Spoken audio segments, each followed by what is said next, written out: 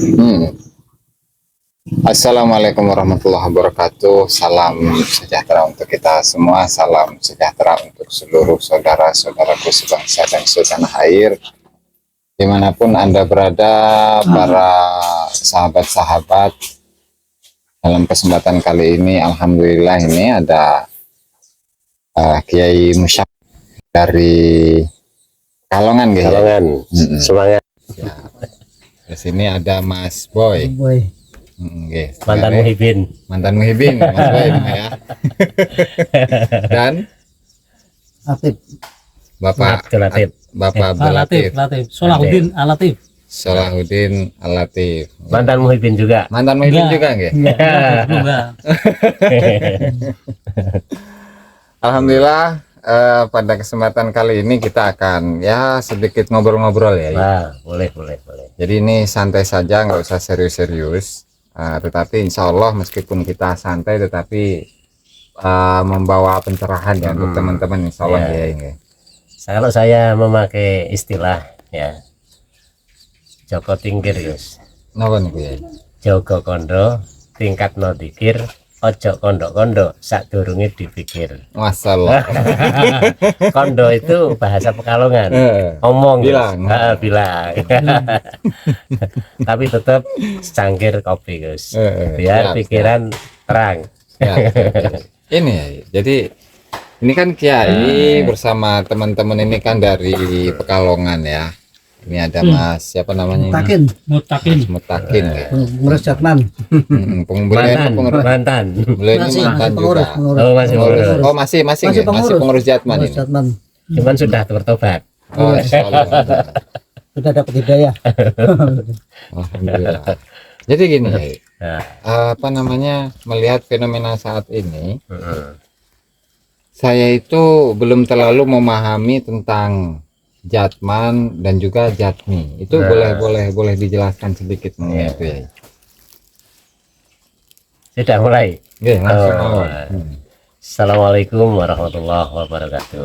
Waalaikumsalam. Sebelumnya kita mulai bincang-bincang ringan ya. Kita pakai semangat pagi. Oh, Ya, semangat pagi. Ya, kita coba rasa semangat kita dalam sebuah wadah PWI Laskar Sabilillah. Tentunya sering kita yel-yel ya. Untuk apa menggugah semangat kita? Siapa kita? Laskar Sabilillah. Laskar Sabilillah. Ulangi lagi. Nah, Siapa kita? Laskar Sabilillah. Siapa Laskar Sabilillah? Wadah perjuangan tanpa lelah. Masya Allah. Mantap. Ulangi ya. Siap, ya. Biar kelihatan sini guys. Siap. Ya, sini guys. Ini soalnya saya nggak punya kameramen ya. Oh enggak ya. Muter-muter Oke. sendiri. Nah, ayo. Siapa kita? Laskar Sabilillah. Siapa Laskar Sabilillah? Wadah perjuangan tanpa lelah. Tetap semangat pagi. Siap. Tidak ada semangat sore. Oh, nggak ada sore.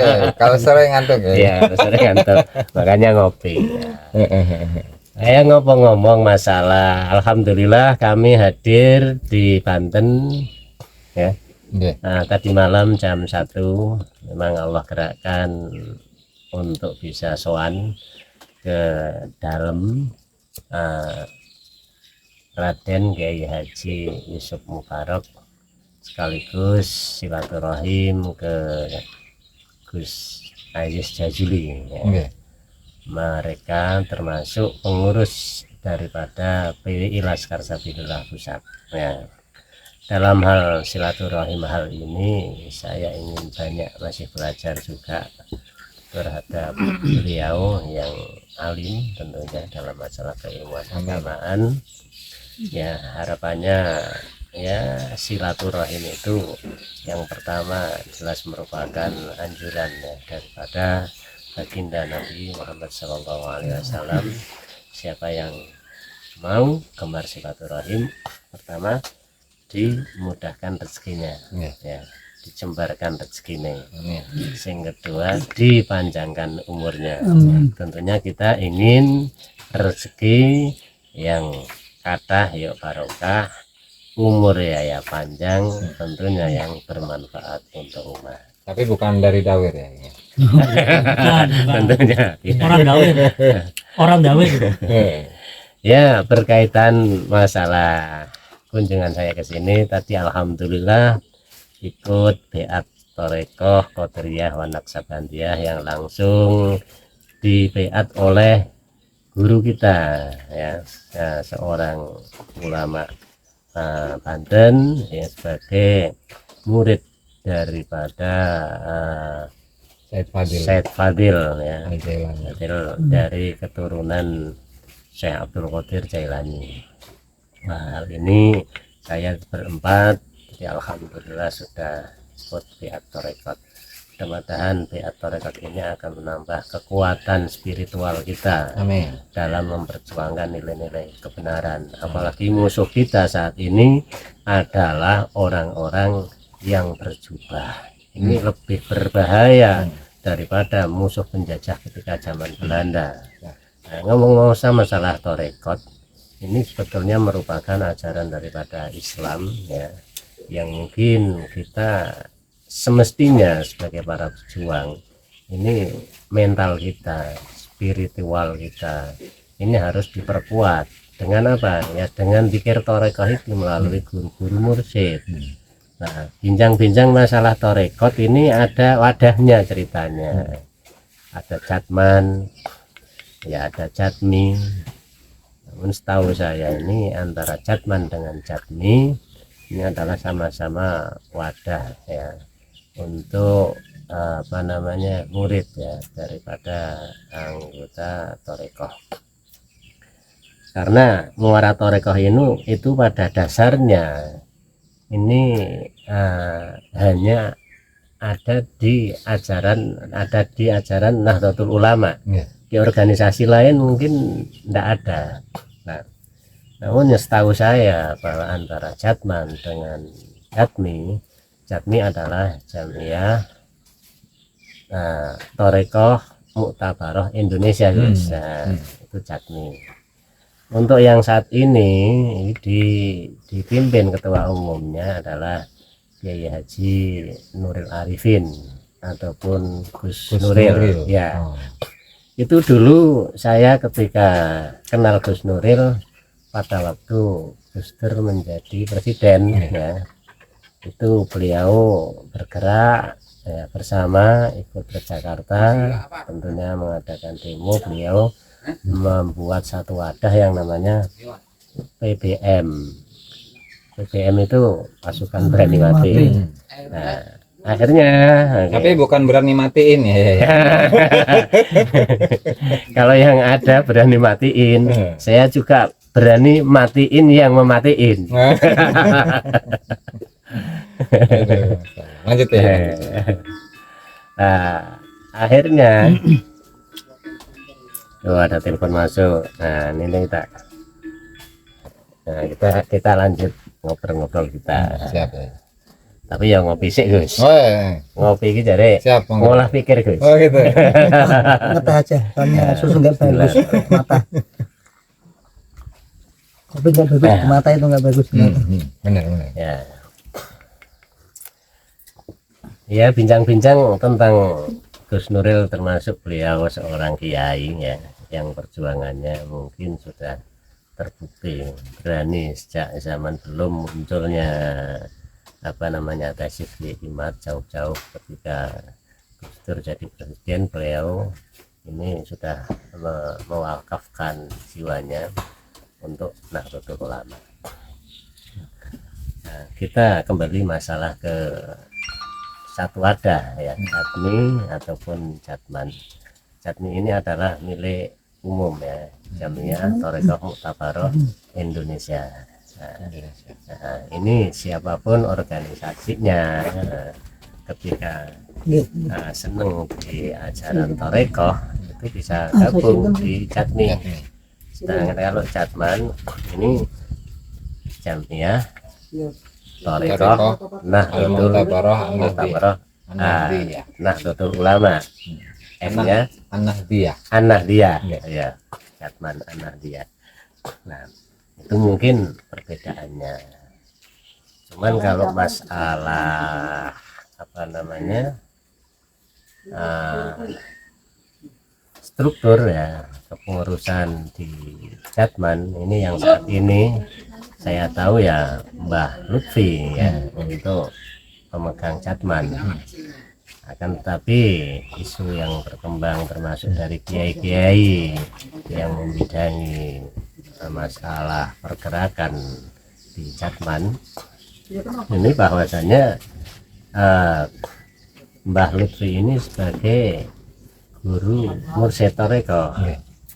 Akan tetapi pada dasarnya para muhibin tidak pernah menanyakan mana bukti beliau sebagai mursyid. Nah, Punten ya, saya potong dulu sebelum melanjutkan. Bahkan ada rumor itu di masyarakat ya bahwa Mbah Lutfi itu mursyid dari 40 torikoh ya. Apa benar itu ya? 40 torikoh loh ya? 40 toreko. Nah, itu mursyid ya. Iya. Iya. Saya itu kalau mikir-mikir ya, beliau selaku ketua Jatman itu menjadi mursyid toreko. Tapi kalau lihat perilaku yang berkembang saat ini, ya kalaulah memang beliau sebagai mursyid, tapi bagaimana dengan pemalsuan makam-makam ya yang sudah dimarkakan golongan mereka atau marga mereka ini, apakah mursyidnya itu nggak batal? Kira-kira gimana? Ini perlu menjadi bahan renungan yang saat ini menjadi pengikut ya ataupun yang selama ini ikut beat ya pada beliau. Nah, ini yang menjadi pertanyaan. Padahal seorang guru mursyid ini tidak cukup hanya itu, hanya pengakuan semata. Perilakunya kalau kok sudah menyimpang dari kaidah-kaidah syariah itu jelas nggak bisa dikatakan sebagai guru mursyid. Nah, itu diantaranya masalah kaitannya tentang mursyid toreko ya, tentunya dalam hal ini adalah beliau Mbah Lutfi bin Yahya. Nah, persoalan perkembangan di Pekalongan ini mungkin untuk renungan kita bersama, bahwasanya ada beberapa makam yang sudah dihabibkan atau di bin Yahyakan. Nah, di beberapa daerah di Pekalongan ini yang mungkin untuk para muhibin wilayah Pekalongan agar bisa tahu, jangan nggak mau tahu sebenarnya apakah betul makom-makom yang di daerah Pekalongan itu banyak yang sudah dibinyayakan ataupun diba'alawikan. Kalau hal itu kok sudah ada bukti nyata, kita kok masih menjadi muhibin ya hendaknya kita masih mengkaji ulang. Atau misalnya ada nggak percaya tapi bukti adalah sudah ada. Nah, ini agar merenungkan kembali pemujaannya sebagai muhibin ya kepada Habib Lutfi. Nah, ini yang mungkin menjadi renungan. Nah, untuk hal yang berkaitan dengan makam, ini kemarin ada satu peristiwa di Desa Kayu Geritan ya. Ini Kecamatan Karanganyar, Kabupaten Pekalongan. Ini ada satu peristiwa yang mungkin menggegerkan ya di Pekalongan, karena pada waktu itu terjadi persekusi oleh muhibin kepada sebagian para pejuang Laskar Sabilillah, sehingga karena nggak imbang akhirnya menghindari daripada bentrok ya ngalah saja lah karena kekuatannya nggak imbang. Nah, ini yang mungkin para perjuangan Wali Songo Indonesia di seluruh Indonesia tentunya ini agar bisa memberikan dukungan support untuk wilayah, pengurus Kabupaten Pekalongan ataupun kota. Tapi alhamdulillah ini di kecamatan kami, Gus. Karanganyar nih. Kecamatan Seragi. Oh, Ya, Seragi. kalau saya Kecamatan Seragi, desanya Kalijambe. Ini untuk MWC, NO-nya ya. Ini boleh dikata sudah tuntas. Sudah tuntas. Istilahnya meyakini sebuah kebenaran ya, tentunya berdasarkan kajian-kajian. Harapan kami Sebentar sebelum Oh, ke sana ya. ya. ya Tadi itu yang makam yang dibinyahyakan itu makamnya siapa awalnya ya? di sana itu ada ya, sebetulnya itu makom pribumi ya, yang jelas keturunan daripada Duriah Wali Songo. Duriah Wali Songo. Dan pada waktu itu sebetulnya sudah untuk pemugaran atau pencopotan nama yang dipalsukan oleh Habib Lutfi, ini sebetulnya sudah ada kesepakatan dari tokoh masyarakat, tokoh agama. Nah, ini mungkin untuk nama-nama ya yang dibinyahyakan ya, ini bisa apa namanya, konfirmasi ya kepada langsung ketika Mas Boy ya, ketika terjadi persekusi ada di sana ya. Ya mungkin, Sebelum melebar ya, Oke. sebelum melebar ini. Hmm. Berarti apa yang dikatakan sebagai seorang mursyid tarekat, mursyid tarekoh gitu, apalagi 40 tarekoh, meskipun sampai saat ini belum bisa dibuktikan gitu ya, belum terbukti lah ya, belum terbukti bahwa beliau ini Mbah Lutfi bin Yahya adalah seorang mursyid dari 40 tarekoh. Tapi dari sisi apa namanya tadi pembalawian atau lebih khususnya adalah membinyahyakan makam itu adalah satu hal yang tentu bertentangan dengan perilaku, jangankan untuk seorang mursyid, Betul. untuk sebagai perilaku dari seorang murid atau salik thariqah saja itu satu hal yang dalam tanda kutip dilarang oleh agama. Iya. Karena itu kan merusak sejarah. Iya. Itu enggak ya? Ya, artinya kalau itu dilakukan oleh seorang mursyid yang sah sebagai mursyid, tentu kemursyidnya itu akan Batal. Ya. apalagi bukan gitu. Apalagi bukan. Makanya orang melok tarekat. Ya, makanya pada saat ini ya, Gue bingung. para murid daripada Torekoh yang ikut beat Habib Lutfi pada saat ini banyak sudah yang menyadari, apalagi di saat acara terutama Torekohan yang melibatkan ibu-ibu muslimat, sebetulnya bukan acara tawajuhan, isinya adalah kumpulan satu wadah Torekoh, tapi untuk acara pengajian yang diisi oleh para habib tentunya. Ini yang menjadi mungkin pertimbangan, namanya Torekoh tapi kegiatannya adalah hanya ceramah. Ini mungkin kegiatan torekanya perlu dikaji, bukan lagi untuk mendekatkan diri dengan zikir ya, tapi hanya mendengarkan satu narasi ceramah dari habaib. Itu kemarin pada waktu itu yang saya dengar. Berarti sampai saat ini Kiai itu belum pernah mendapatkan bukti bahwa beliau ini adalah seorang mursyid tarekat gitu ya? Iya, saya belum pernah tahu buktinya.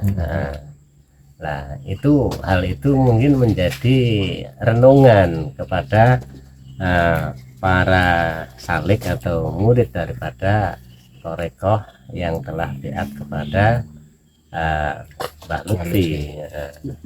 Nah, kita mungkin kembali ke masalah makom yang dipalsukan yang di daerah Pekalongan. Desanya apa? Kayu Geritan, Geritan. Karanganyar, Kecamatan Karanganyar.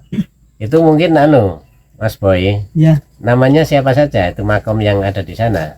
Itu namanya Teposono, Kodisono, Angsono, Raden Mas Penguluwatang Nah, Itu jadi bin Yahya gitu. Mas. jadi bin Yahya. Tapi alhamdulillah dalamnya kemarin saya pas masuk masih utuh, alhamdulillah. Jadi kita masih bisa menemukan bukti bahwa keempat makam itu masih ada. masih ada. Ya alhamdulillah saya udah melihat Nisanya di juga sini. nggak diganti itu ya Mas ya? Nisanya cuma ditambahin atasnya, tapi itunya bawahnya itu masih utuh, yang batunya terus yang kayu itu masih ada. Alhamdulillah saya udah melihat.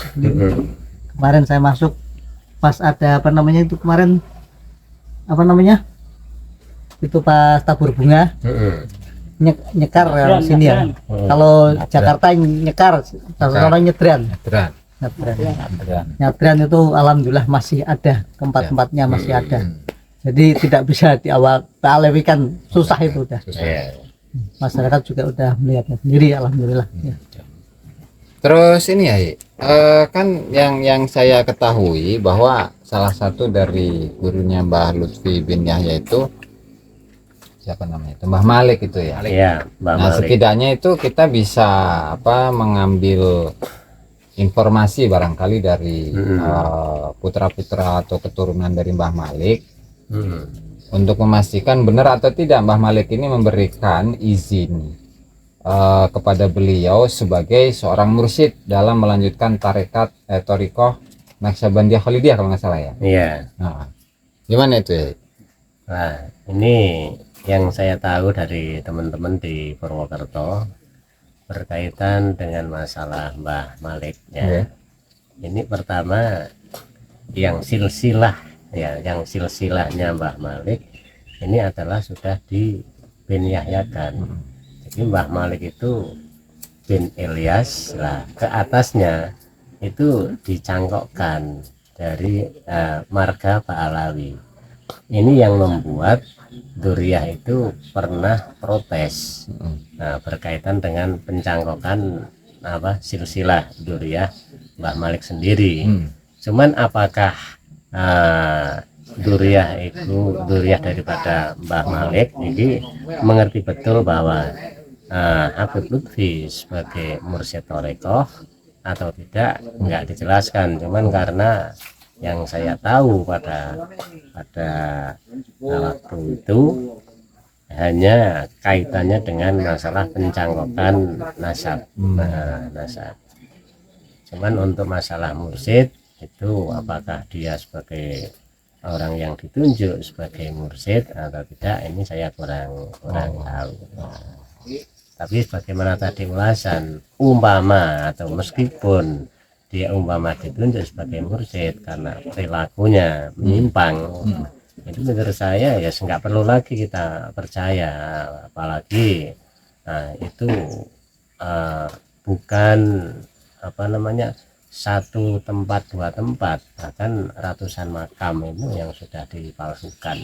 Yang lebih membahayakan lagi ketika Mbah Lutfi itu bilang bahwa berdirinya Nahdlatul Ulama ini adalah bisa berdiri karena ikut campur tangan daripada mbahnya Mbah Lutfi yang namanya Habib Hasyim. Nah, ini yang mungkin untuk warga NU tentunya ini untuk merenungkan kembali untuk menjadi muhibbin. Nah, itu diantaranya ya itu. Tapi kalau untuk upaya kan tadi itu Mbah Malik bin Ilyas ya. Bin Ilyas. Mbah Malik bin Ilyas kalau dalam bukunya Mbah Lutfi itu kan bin Yahya. Mbah Malik bin Ilyas bin Yahya kan gitu kurang lebihnya. Apakah sudah ada klarifikasi kepada beliau gitu? Nah, itu sempat beredar di sebuah YouTube. Ini keluarga itu pernah menanyakan kepada percetakan yang ada di Pekalongan. Tapi memang betul bahwa itu dicetak oleh percetakan yang ada di Pekalongan. Lantas pihak Duriyah Mbah Malik ini ngomong sama pihak percetakan, siapa ini sebetulnya yang nyuruh nyetak buku ini. Nah, dari pihak percetakan bilang bahwa yang menyuruh ini adalah orang kepercayaan Mbah Lutfi yang namanya Kiai Sa'roni. Nah, setelah itu Kiai Sa'roni didatengin ke rumahnya, ini beliau sudah meninggal dunia. Nah, akhirnya pada waktu itu beliau langsung sowan ke Mbah Lutfi, tapi di situ enggak ditemui, cuman ditemui oleh ajudannya atau apa namanya kepercayaannya yang ada di Pekalongan, bahwasanya Mbah Lutfi nanti akan Mbah Lutfi sendiri nanti yang akan nemui ke sana. Dan pada waktu itu sampai sekarang informasinya belum pernah datang lagi nemui duriannya. Nah, sumber ini disampaikan oleh orang sana sendiri, termasuk anggota PWI Laskar Sabilillah. Artinya memang apa sudah ada upaya untuk klarifikasi, Ya, tetapi menjanjikan akan datang dan ternyata sampai sekarang belum ada. belum ada. Karena Gimana itu ya? Bingung saya. Aduh, jadi gitu ya sahabat-sahabat ya. Ini Mas Boy malah ngobrol ini. Boy. ya, Saya pengen nanya beberapa pertanyaan itu, Mas. Di sini berkaitan jadwal. Jadi bagaimana pengalaman Mas Boy ketika apa namanya di talqin dzikir itu Kalau dulu saya ikut atau itu baiat itu ya? di baiat itu nggak sengaja. Kebetulan waktu itu ada orang yang mau dibaiat. Waktu itu saya nggak ikut, sebenarnya nggak ikut. Cuman pas itu kayak ketarik suruh ikut gitu, ngikut dengan tidak sengaja. Makanya saya sampai sekarang nggak dapat amalannya apa tuh nggak tahu. Makanya saya waktu itu minta sama mursyid yang ada di Pekalongan, itu namanya belum dapat amalannya, kita mengamalkan dari Qadiriyah dan Naqsabandiyah. Makanya saya melapatkan la ilaha illallah 165 setiap habis sholat. Itu saya dawamkan, saya amalkan terus menerus sampai sekarang. Nah, alhamdulillah sekarang saya sudah menemui guru, namanya kita sudah nggak apa namanya nggak sekompir, nggak sejalan dengan Doro Habib Lutfi. Makanya saya mencari guru lagi, nyampe sekarang ini saya di daerah Banten, ikut Mbah Pak Kiai Yusuf Mubarak. Alhamdulillah sekarang saya sudah ngikut Pak Kiai Yusuf Mubarak di Banten. Alhamdulillah. Terus kira-kira pernah menemukan hal yang janggal nggak itu, Mas? Tinggal Ya mungkin dari ya, apa namanya mengajarkan tarekatnya atau hal-hal lain lah selain itu. kalau saya sendiri tidak, cuman ini kemari ke depan ini saya bingung dalam perjalanan, cuma melihatnya begini aja. Namanya saya sebenarnya masalah makom tadiannya kita nggak tahu masalah makom. Saya kira itu hanya petilasan, nggak taunya mengganti. Itu janggalnya di situ. Pertama saya di hati bertanya-tanya begitu. Terus yang bikin saya geram dan orang NU geram itu masalah pendiri NU itu sudah dibelokkan, itu semuanya orang itu mungkin pada marah. Ya kecuali yang muhibin yang gelap mata, gelap cinta buta ya. Itu semuanya orang itu marah karena membelokkan pendirinya kok ganti Mbah Hashim, mbahnya sendiri. Ya. Iya. Terus kita juga berpikir sekarang gini loh, kok bisa si Habib sekarang ngomong kita itu milik Tarim, semuanya milik Tarim, milik Yaman. Lalu kita merdeka, katanya dia merdekakan, semuanya diganti milik mereka. Itu yang bikin kita geram. Makanya sekarang saya ikut, walaupun saya tetap struktural di NU masih, di Jatman juga masih. Kalau di Jatman apa itu? Bagian apa itu? Jatman kalau saya struktural, Ketua dia. atau Kalau saya di bendaranya. Nah, terus itu ketuanya ada itu di sana, namanya Mutakin. jadi kurang jauh, jadi jenengan kita wawancara. Siap. Saya rada mundur. Jauh lagi. Ya. Ya. Itu menjadikan sekarang saya itu Gini, masuk gini. berjuang walaupun saya berjuang sekarang ya Kurang. begitu. Jauh dikit guys, mundur. Nah, Saya berjuang sekarang lewat PWI. Tetap berkhidmat di NU, tapi saya yang berjuang sekarang ini yang kita butuhkan perjuangan kita yang meluruskan benar-benar harus gerak cepat kan. ya, Iya. harus. Itu saya di PWI dan LS sekarang saya mungkin saya masuk struktural di PWI LS. Nah, kalau kembali lagi ke Jatman itu ya, kan Mas Boy ini struktural di Jatman. Iya. Sebenarnya seperti apa sih struktural di Jatman itu? Ini kota ya, kota Kabupaten Pekalongan ya. Itu seperti apa? Apa istilahnya? Gerakannya gitulah. Jadi sebenarnya yang ditargetkan itu apa? Kemudian yang dilakukan itu apa saja? Sampai saat ini gitu dari pengurus-pengurus Jatman. Iya.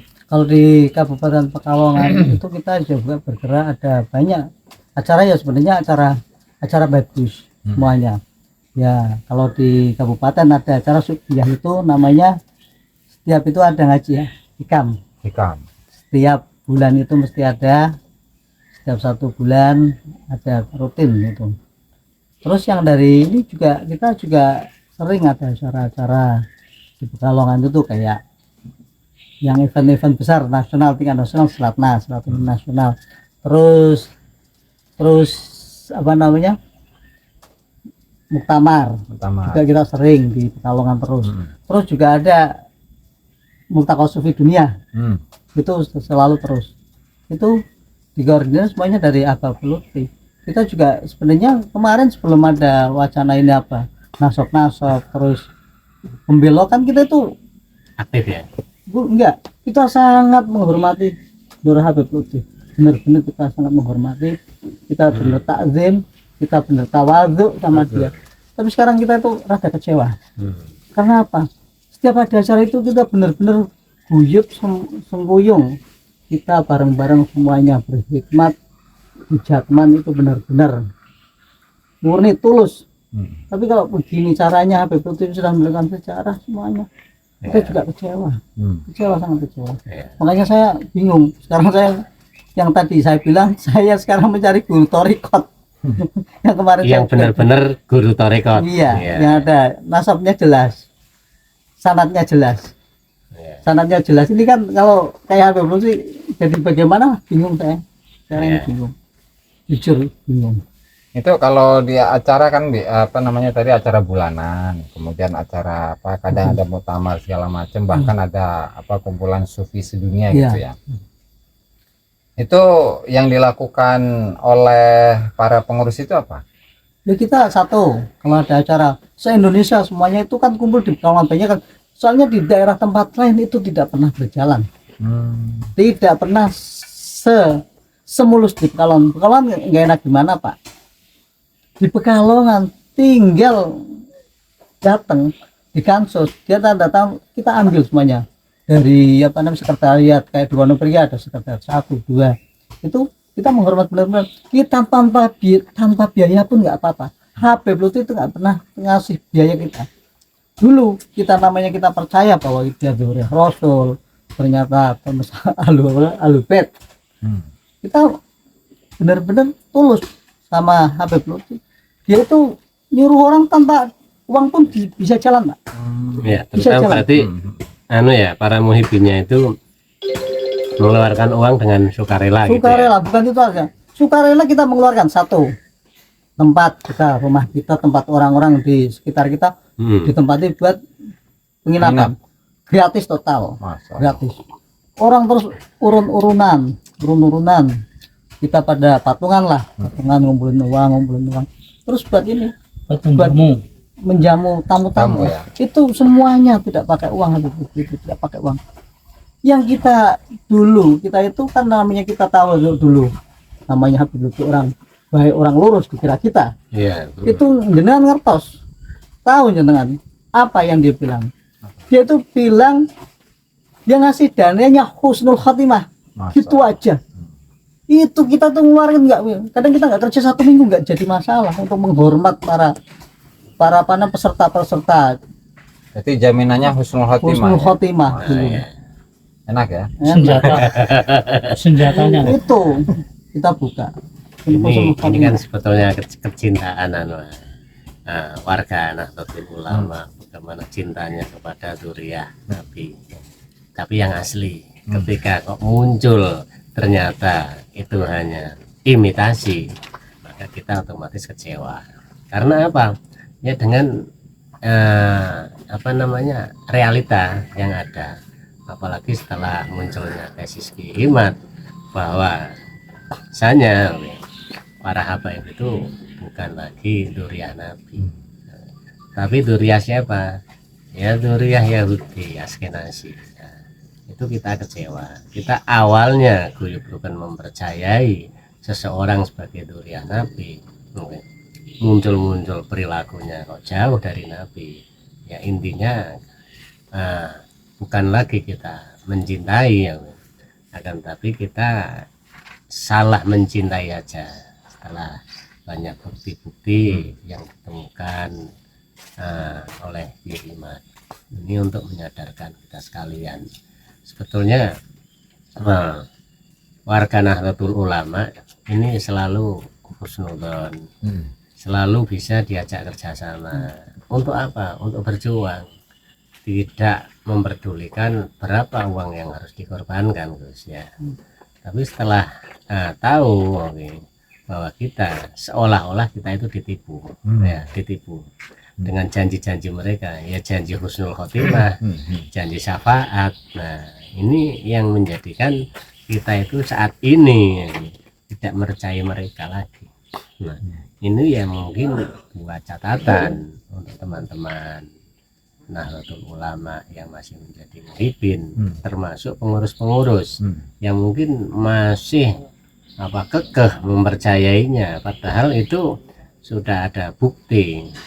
Sedangkan mempercayai adanya satu kebenaran yang sebetulnya itu salah berdasarkan bukti, ini kan pada dasarnya sebuah larangan, atau boleh dikata haram untuk selalu mempercayai adanya kebatilan yang dibungkus dengan kebenaran. Dan rata-rata yang mungkin menjadi para muhibbin masih bertahan, istilahnya khawatir kualat, Gus. Nah ini yang mungkin menjadi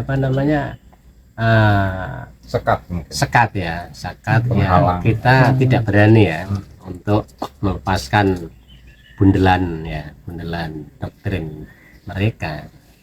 Itu mungkin yang menjadi renungan. Nah, oleh karenanya munculnya sebuah wadah PWI Laskar Sabilillah ini merupakan sebetulnya satu solusi, satu kebanggaan semestinya buat pengurus Nahdlatul Ulama, bahwa perjuangan Nahdlatul Ulama telah dibantu oleh PWI Laskar Sabilillah yang terang-terangan dan berani meluruskan sejarah yang dibelokkan, kuburan-kuburan yang dipalsukan. Ini kita nggak ada sebetulnya kebencian, kita hanya bergerak ingin meluruskan sejarah. Nah, yang mungkin sangat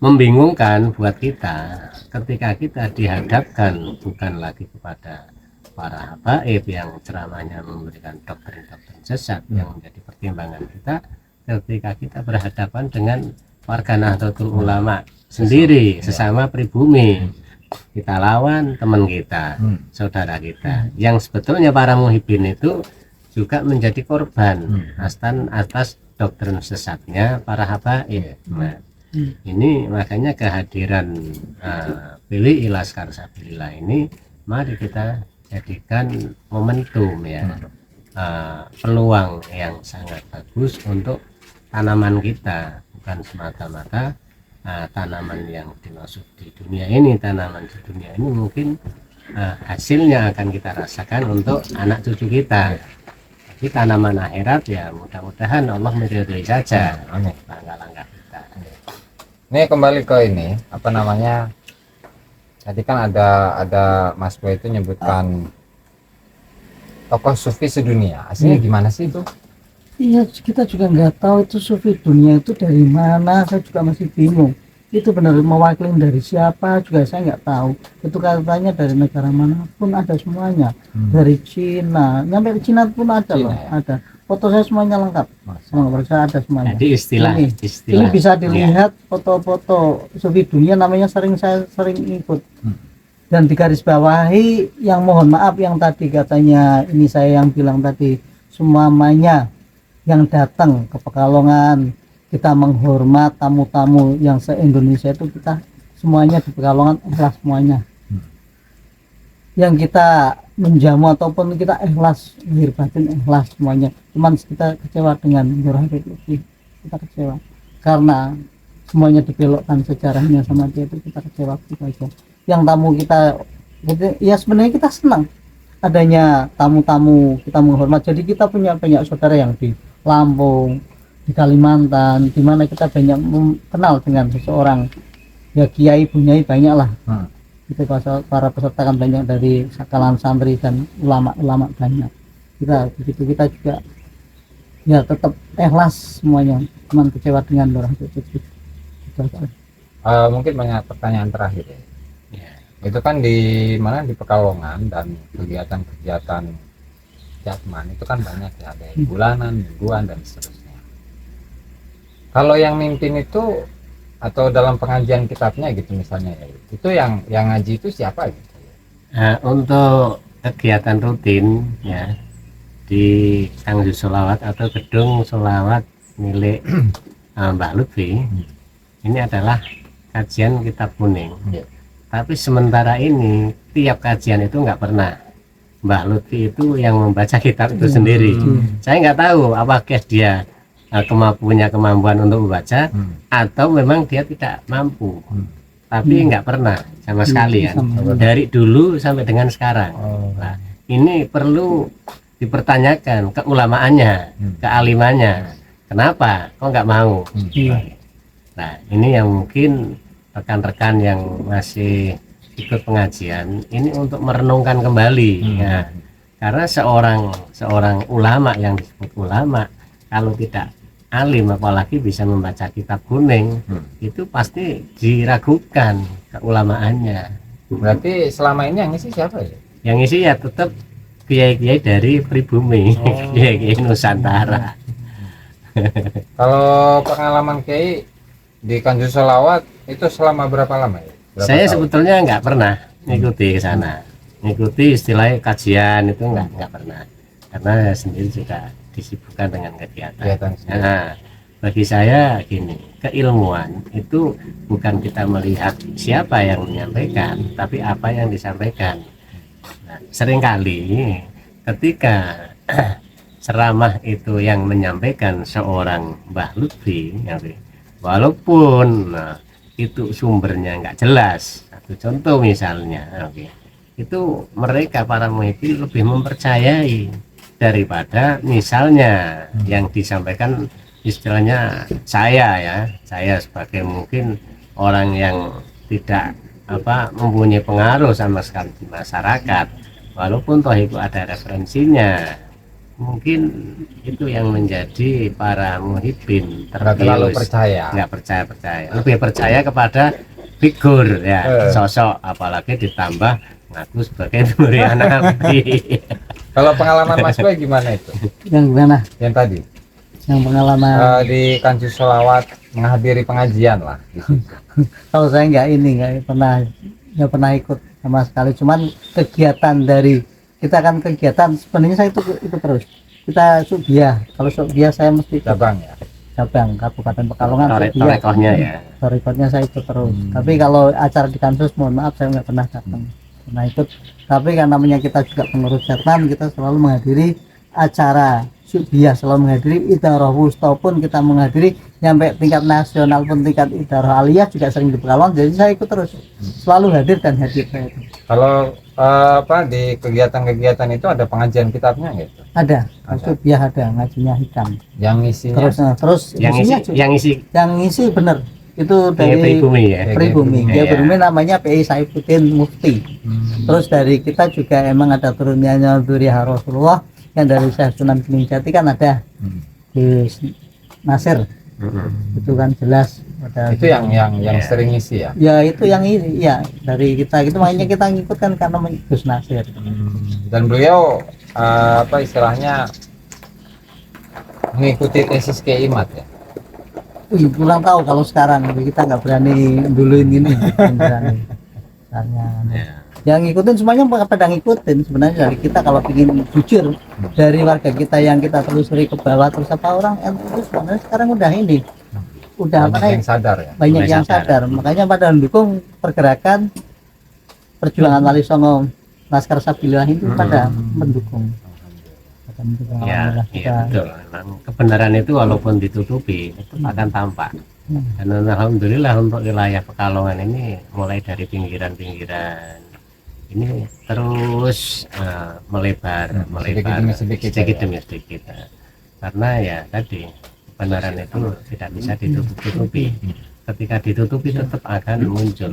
Ya bagaikan intan yang terpendam mungkin Gus ya. Kalau saya juga yakin benar itu pasti akan menang. Yakin. Benar cukup. Aduh, saya jadi lupa ini. Nah, Ada satu pertanyaan ternyata yang ketinggalan. Mungkin saya edit nanti ya. ditaruh di tengah yaitu di Pekalongan yang terdata itu makam-makam yang dihabibkan itu ada berapa? Nih.